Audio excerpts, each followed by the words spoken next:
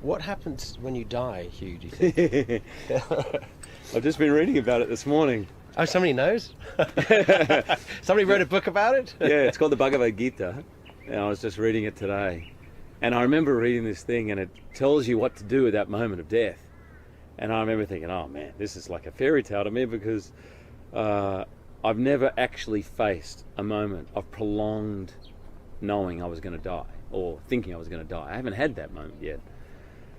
But I have had a glimpse into what it will be like for me. I was researching this movie, The Fountain. I play a brain surgeon, so I was invited in to see some surgery. This woman, and just before we went in, the doctor told me that the woman was going to die. It was a recurrence of a tumour, and it was the size of he said almost the size of a tennis ball in her brain.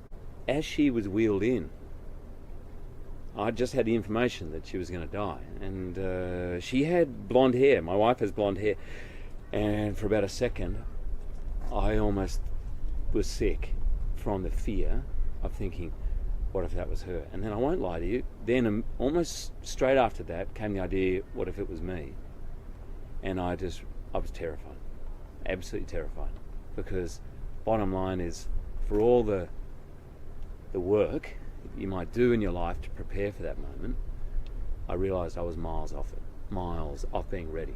I mean, I think if I could aspire to anything, that great story about Socrates on his death, when he'd taken the poison, and the poison was going through his body, and he's explaining how it's going up his body, and he's starting to go numb in his feet, and his disciples, I suppose, for want of a better word, are crying, and he turned to him and says, why are you crying? I've prepared my whole life for this moment.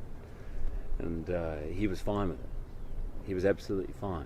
And in fact, quite calmly explaining what was going on in his body, because he wasn't attached to his life in the same way he wasn't attached to death.